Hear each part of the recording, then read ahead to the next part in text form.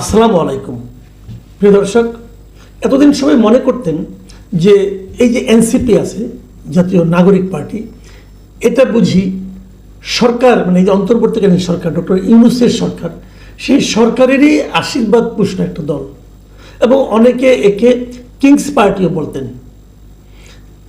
আমরা এখন দেখলাম যে এই কিংস পার্টির যিনি প্রধান আহ্বায়ক, তিনি মিস্টার নাহিদ ইসলাম, তিনি দেখলাম একটা স্ট্যাটাস দিয়েছেন, যে স্ট্যাটাসটা প্রকারান্তরে সরকারের বিরুদ্ধেই যায়। এবং তিনি বলেছেন যে মিস্টার মাহফুজ আলম, যে যিনি নাকি এই নাহিদ ইসলামের যে গত জুলাই আন্দোলনের যিনি সহযোদ্ধা, এবং ডক্টর ইউনূস যাকে পুরো আন্দোলনের মাস্টার মাইন্ড হিসাবে যুক্তরাষ্ট্রে একটা খুবই হাই লেভেলের মঞ্চে সবার কাছে পরিচয় করিয়ে দিয়েছেন, সেই মাহফুজ আলমের পক্ষে, এবং যেটা সরকারের বিরুদ্ধে যায়, এবং মাহফুজ আলমকে যথেচ্ছ ব্যবহার করে এই সরকার এবং উপদেষ্টারা এখন মৃত্যুর মুখে ঠেলে দিচ্ছেন বলে নাহিদ ইসলাম অভিযোগ করেছেন, এবং উনি তার নিজস্ব ফেসবুকে এই পোস্টটা দিয়েছেন। এখন যে ঘটনার প্রেক্ষিতে মাহফুজ আলম এই পোস্টটা দিয়েছেন, সেই ঘটনাটা কি?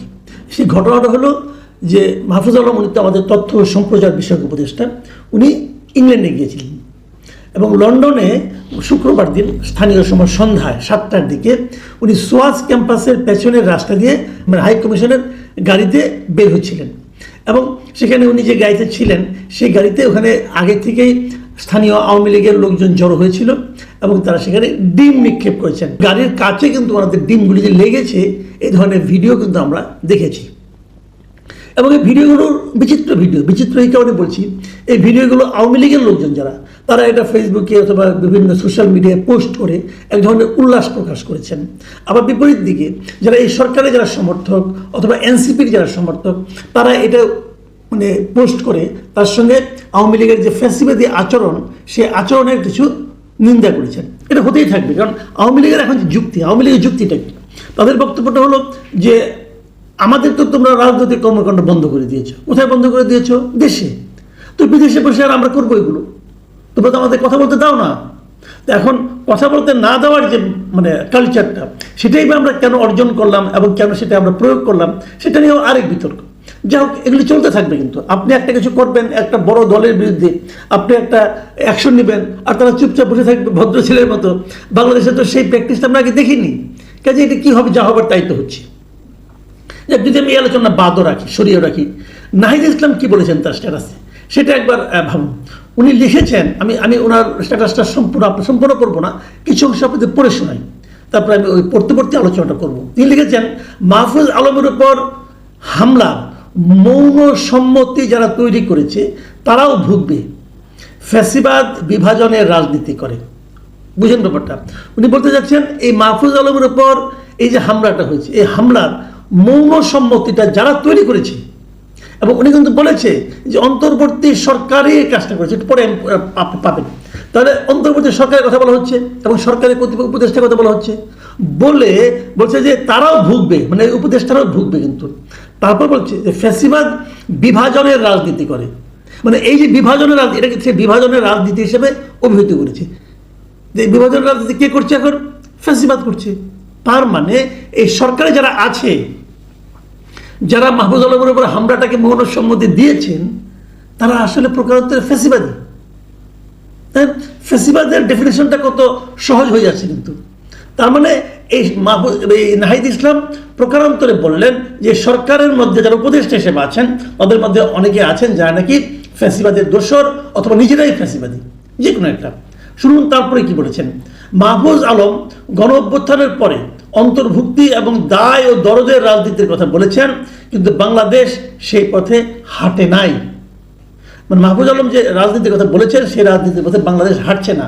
মানে বাংলাদেশ হাঁটছে না মানে কি? বাংলাদেশে যে বর্তমান দায়িত্বপ্রাপ্ত সরকার আছে, সেই সরকার হাঁটছে না। এই সরকারের একসময় পার্ট কিন্তু নাহিদ ইসলাম সাহেব ছিলেন, তখন কি হাঁটতো? নাহিদ ইসলাম সাহেব যতদিন এই সরকারের অংশ ছিলেন, ততদিন কি ওনারা এই মাহফুজ আলমের যে আবিষ্কৃত যে দায় ও দরদের রাজনীতি, এই জিনিসটা ক্লিয়ার না আমার কাছে, তবুও বলছি দায় ও দরদের রাজনীতির পথে এবং অন্তর্ভুক্তির রাজনীতির পক্ষে ওনারা কি তখন হাঁটতেন? অন্তর্ভুক্তি রাজনীতির পরিবর্তে আমরা তো দেখছি যে বিভক্তি রাজনীতি এখন চলছে। যা হোক, শুনেন আরও কি লিখেছেন। উনি লিখেছেন, আমরা দেখতে পাইছি ফ্যাসিবাদ বিরোধিতার নাম করে প্রতিক্রিয়াশীল ও প্রতিশোধের রাজনীতি শুরু করেছে বিভিন্ন গ্রুপ, যা অবশ্যম্ভাবীভাবে ফ্যাসিবাদকে ফিরিয়ে আনবে। নাহিদ ইসলামের এই কথাটার প্রতি আমি সম্পূর্ণ একমত। উনি যেটা বলেছেন যে আমরা এখন কি দেখছি, যে ফ্যাসিবাদকে বিরোধিতা করার নাম নিয়ে প্রতিক্রিয়াশীল রাজনীতি হচ্ছে এবং প্রতিশোধের রাজনীতি হচ্ছে। কেন হচ্ছে? এই যে প্রতিশোধের রাজনীতি, এর বিরুদ্ধে আপনি এনসিপিরা হবেন, আপনি বলুন আপনার দল কি কি পদক্ষেপ নিয়েছে? প্রতিশোধের রাজনীতি কোনগুলো? যেগুলো আমরা মব বলি। এই মবগুলিকে আপনারা একটার ব্যাপারে কোনো রকম প্রতিরোধ করেছেন, কোনো রকম বিবৃতি দিয়েছেন, কোনো রকম নিন্দা জ্ঞাপন করেছেন? এই তো কয়েকদিন আগে ঢাকা রিপোর্টার্স ইউনিটি থেকে, মঞ্চ ৭১ নামক একটা সংগঠনের মানে অনুষ্ঠান থেকে লতিফ সিদ্দিকী, হাফিজুর রহমান কার্জন, সাংবাদিক মঞ্জুর আলম পান্নাকে ধরে নিয়ে যাওয়া হলো। প্রতিবাদ করেছিলেন। এটা কি মবের রাজনীতি না? এবং এটা সরকারই করছে। সরকার একটা মব ক্রিয়েট করে তারপরে তাদেরকে নিয়ে যে 12 ঘন্টা বসিয়ে রেখে নিরাপত্তার নামে তারপরে হামলা করে দিয়েছে। কি বলেছেন আপনারা? তো আজকে যখন নিজের গায়ে লাগছে তখন খুব খারাপ লাগছে, তখন মনে হচ্ছে যে প্রতিশোধের রাজনীতি করতেছেন। তখন প্রতিশোধের রাজনীতি মনে হয় নাই? কয়েকদিন আগে একজন বর্ষিয়ার রাজনীতিবিদ অ্যাডভোকেট ফজলুর রহমান, বীর মুক্তিযোদ্ধা, তার বাসার সামনে যে অশ্লীল ভাষায় গালাগালি করা হলো এবং সারাটা দিন চললো, কোনো প্রতিবাদ করেছেন আপনারা? আপনি তো একটা পার্টি প্রধান, করেছেন? এটা কিসের রাজনীতি? এটা কি বিভক্তি রাজনীতি নয়? এটা কি প্রতিশোধের রাজনীতি নয়? আপনারা প্রতিশোধ নেওয়ার জন্য আপনাদের প্রতিপক্ষ হিসাবে বেছে নিয়েছেন কাদেরকে? মুক্তিযুদ্ধকে, মুক্তিযোদ্ধাকে। তো যা ভেবেছেন, আপনি ভাবছেন আপনারা করবেন আর অন্যরা কেউ করবে না, এখন অন্যরা করছে। এটাই তো চলতেছে আমাদের এখানে মিউজিক্যাল চেয়ারের মতো। কেন করতে দিচ্ছেন? কেন করছেন? এগুলো বলে লাভ নেই রে ভাই। এবং উনি যেটা বলছেন যে আলটিমেটলি কিন্তু ফ্যাসিবাদই ফিরে আসবে যদি এভাবে চলতে থাকে। আর চলতে নাহিদ ইসলামের আরও কিছু কথা আমি বলি। উনি আরও কিছু কথা বলেছেন। উনি বলেছেন মাহফুজ আলমের উপর হামলার ঘটনায় কোনোবারই অন্তর্বর্তী সরকার কোনো জোরালো পদক্ষেপ নেয়নি, কোনো শক্ত বার্তা দেয়নি, কোনো উপদেষ্টা বা প্রেস সচিব একটা মন্তব্য কখনো করেনি। সরকার ও উপদেষ্টা পরিষদের ভেতরেও মাহফুজ আলমকে অপদস্থ ও হত্যার মৌন সম্মতি তৈরি করা হয়েছে। ভাবুন, এই সরকার ও উপদেষ্টারা মাহফুজদের যথেচ্ছ ব্যবহার করে এখন মৃত্যুর মুখে ঠেলে দিচ্ছেন। আমি নাহিদ ইসলামের এই বক্তব্যটাকে খুব সিরিয়াসলি নিচ্ছি। আমি মনে করি এই বক্তব্যের এই যে অভিযোগ, এই অভিযোগের জবাব যদি সরকারের যদি আত্মসম্মান থাকে, এই সরকারের মধ্যে যদি মিনিমাম ব্যক্তিত্ব থাকে, তাহলে সরকার তার জবাব দিবে। আমার মনে হয় না এই সরকার খুব ভালো জবাব দিতে পারবে। আমি এই যে রিপোর্টটা পড়লাম, এটা আমি নিয়েছি বেসিক্যালি প্রথম আলো, দৈনিক প্রথম আলো থেকে। প্রথম আলোর এই রিপোর্টের নিচে কিছু মন্তব্য আছে, আমি মাত্র দুটো মন্তব্য আপনাদের পড়ে শোনাবো। আমি নিজে খুব একটা মন্তব্য করতে চাই না। দুটো মন্তব্যকে, প্রথম যে মন্তব্যটা নিচ্ছি, এটা আজকেই বেলা 1:46 করেছেন আননেমড ইউজার, মানে তার নাম প্রকাশটা করেননি উনি। উনি লিখেছেন, আপনারা দুনিয়ার যেখানেই যাবেন সেখানেই এরকম ধাওয়া খেতে হবে। আপনারা দেশের যে ক্ষতি করেছেন মানুষ ক্ষমা করবে না। বোঝা যাচ্ছে একটা পক্ষের লোক এবং এই সরকারকে তারা পছন্দ করছে না এবং সরকারের পার্ট হিসাবেই তিনি নাহিদ ইসলামকে বিবেচনা করছেন। কাজে আপনারা বলতে উনি নাহিদ ইসলাম এবং সরকার উভয়কে বুঝিয়েছেন।